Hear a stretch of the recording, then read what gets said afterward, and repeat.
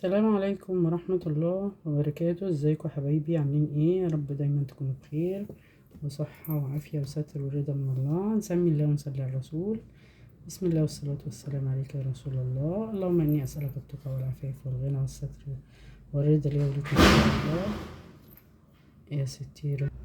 بصوا يا حبايبي، انا شفت طريقة عمل برسيل جل للغسيل، قلت لازم اعمل الطريقة دي واجربها معاكم عشان نستفيد، انا استفيد وانتوا تستفيدوا معايا، فعشان نوفر كمان لان الحاجة غالية جدا جدا.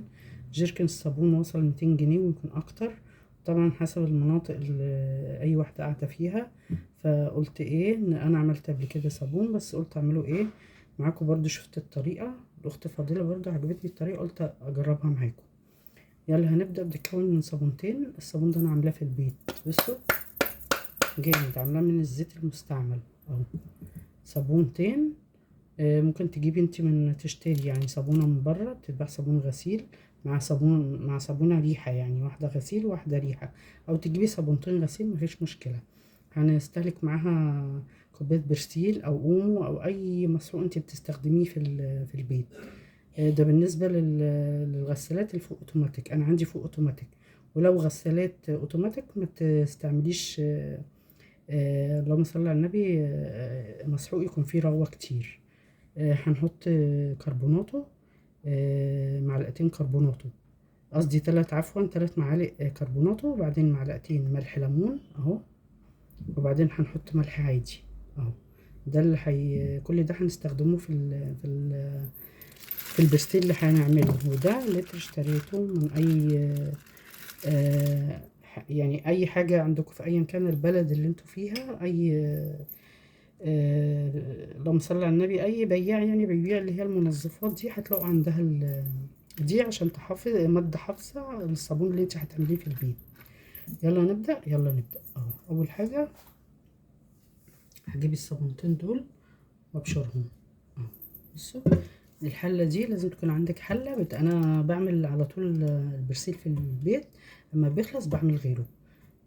لازم يكون عندك حاجة بتعملي بيها، يعني مثلا سباتولا تستعمليها، حلة ما تستعملهاش في الأكل، معلقة مثلا بتعملي بيها، دي برضو بلاستيك ما تستعملهاش في الأكل. عايزة اختصر يعني ان اي حاجة بتستعمليها في الصابون ما تستعملهاش في الأكل. يلا بينا، يلا هنبشر دي، هبشرهم وارجع لكم تاني. بصوا حبايبي، بشرت اهو الصابونتين وانتم شايفين. هحط عليها لتر ونص مية اهي، فهحطها على النار، هبوش الصابون ده خالص خالص، وهرجع اوريكم بعد الصابون ما يبوش. بصوا حبايبي، حبيت اوريكم بس الصابونتين اللي انا بشرتهم، حطيتهم في الحله اهو في لتر ونص ميه عشان ادوبهم اسيحهم يعني على البوتاجاز زي ما انتم شايفين. افضل اقلب اقلب، ما تسرحيش عنه عشان ما يشيتش منك، يعني تفضلي تقلبي تقلبي لحد ما الصابون ده يبوش خالص خالص خالص. وبعد كده هنرجع نشوف المكونات اللي هنحطها عليه.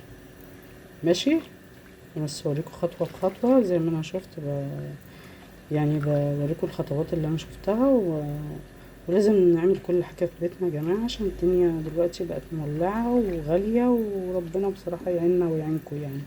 اهو بنحاول على قد ما نقدر نعمل اللي ممكن نعمله يعني، وربنا يبارك في كل حد يا رب، ويبارك له في عيشته وفي حياته ان شاء الله كلكم يا رب، واحنا وكل المسلمين في كل انحاء الدنيا يا رب، ويرفع عننا اللي احنا فيه. الحمد لله على كل حال، اللهم لك الف حمد والف شكر.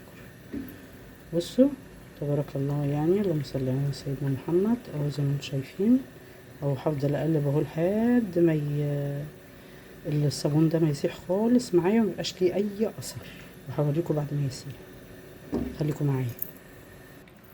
بصوا حبايبي، بوشت اهو الصابون سيحته خالص، بصوا ملوش اي اثر زي ما انتم شايفين. طبعا الرغوه دي هتهدى، يعني ايه هتهدى خالص على من ايه بنعمل بقيه المكونات. ماشي، حضر بقى كروانه، اي كروانه عندك في البيت هتحضريها عشان ايه نكمل بقيه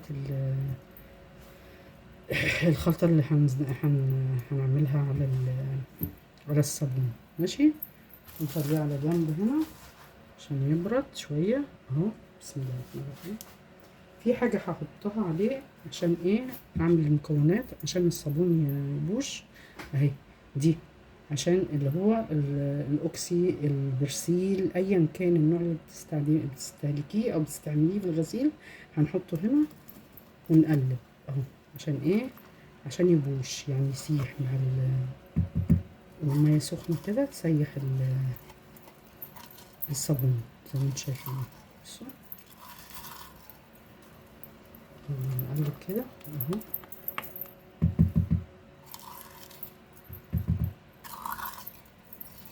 عايزة اقول لكم ريحة ايه رهيبة. ده برسيل على فكرة، البرسيل حلو جدا في الغسيل يعني بصراحة. والاوكسي، برسيل والاوكسي. بصوا انا ما عملتش حاجة لسه، والخليط بتاع الصابون تقل سبحان الله يعني اهو. بصوا اهو زي ما انتم شايفين. هقلب كده شوية عشان ابوش الصابون زي ما انتم شايفين. هفضل اقلب شوية وارجع لكم تاني.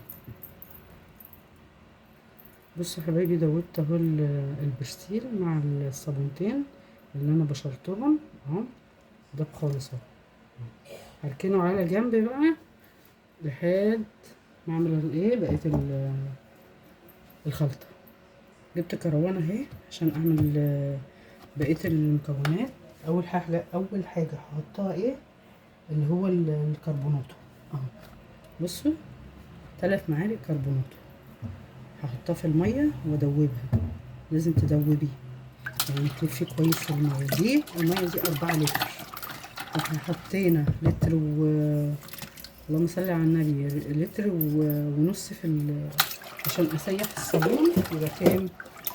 4 ولتر ونص يبقى 5 ونص. هقلب كويس وارجع لكم تاني. دوبت الكربوناتو.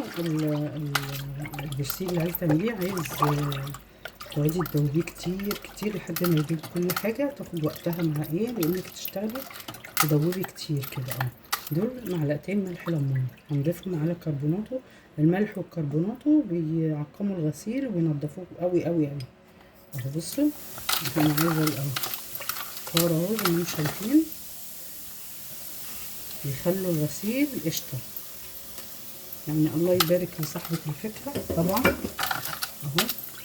فالواحد بيجرب وبيعمل، وانا عملت قبل كده من طرق وبصراحة نجحت يعني. وما بشتريش صابون من بره. هتعملي صابون غسيل ما ترميش الزيت بتاع الاكل. اي زيت عندك بتستعمليه طبعا. احنا بنيجي مرتين وبنرميه. دلوقتي انا ما برميش زيت، بحوشه وبعمله صابون غسيل. ومن الصابون الغسيل بعمل صابون برسيل وبوفر اهو. لازم نعتمد على نفسنا في كل شيء اهو. بصوا هقلب برضو شوية عشان ايه ادي حق الصابون التقليب كويس. بصوا حبايبي قلبت اهو لحد ما الملح الليمون والكربونات اختفوا خالص. هحط بقى الايه الصابون اللي انا عملته على النار اهو مع اللي هي الايه كوبايه المسحوق، اللي هي كوبايه المسحوق البرسيل. بصوا عايزه اقول لكم الريحه كمان جميله يعني ما شاء الله. بصوا لما تستعملوا حاجه يا جماعه استعملوها في الستانلس، متعملوش في الالومنيوم عشان الالومنيوم مش هتنفع، هتبوظ الالومنيوم ومش هتديكوا النتيجه اللي هي الايه اللي انتوا عايزينها يعني.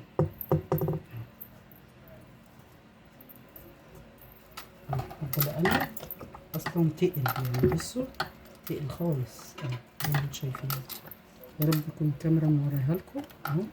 كمان اللي هيتقله ويعزز الرغبه الملح. هنحط الملح دلوقتي. حطينا ايه لتر ونص في الاول عشان نسيح فيها الصابون، وبعدين 4 لتر بقى ايه 5 لتر ونص.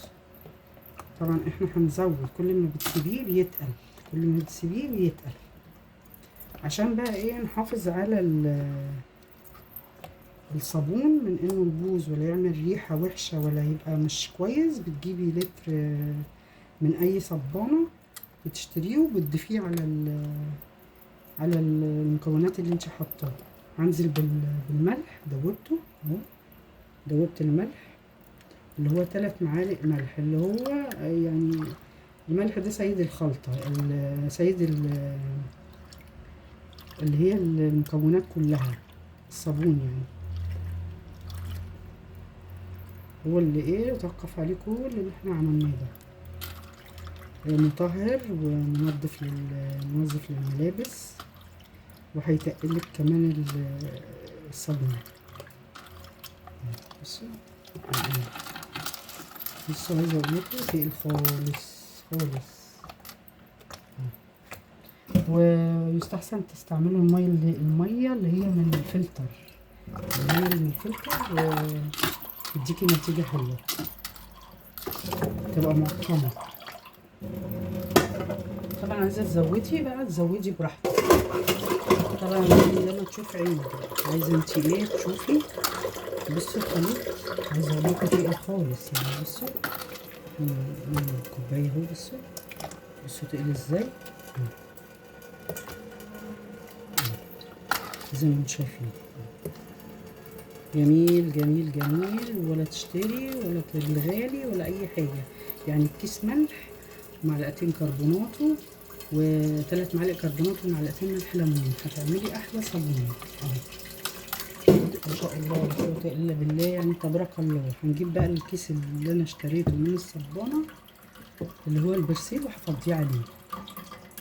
بصوا حبايبي اهو، بس عشان مش عارفه اجيب لكم ده، هفضيه على الصابون اللي انا عاملاه عشان يحفظ الصابون من اي ريحه ومن اي حاجه، عشان في ماده الفورمالين اللي هي بتحفظ الصابون ما تخليهوش يعمل ريحه، وبتعزز من النظافه كمان. ولو عندك اي نوع مثلا جل تغسيل جل جاهز ممكن تحطي كوبايه، كل ده بيعزز من الصابون، تديكي صابون جميل، وحاجة هتريحك وهتقعد معاكي يعني مش أقل من شهر، ممكن تقعد شهر كمان وأكتر. والله يعني أنا بقول تسلم صاحبة الفكرة بصراحة، ما شاء الله عليها يعني، ربنا إن شاء الله يجعلها في ميزان حسناتها. أهي بصوا حبايبي، كل واحد لازم يديله حقه، عشان دي مصداقية ربنا هيحاسبنا عليها. أهي بصوا حبايبي، زي ما انتم شايفين اهو.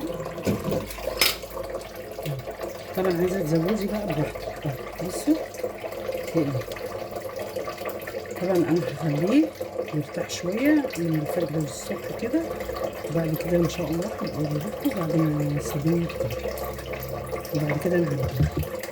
انت بقى عايزه تزودي براحتك زودي براحتك، يلا خليكم معايا. بصوا يا حبايبي، دي اوكسي بتاع الشركات المصداقيه، ده حطيته من عندي انا عشان برضو يعزز الرغوه وينظف الملابس اللي هنغسله بيها. حطيت كوبايتين بتاع نص لتر. انت مش دي اختياريه، عايزه تحطي حطي، مش عايزه براحتك. هنسيبه بقى يرتاح واوريهولكوا بعد ما يرتاح ونعبيه.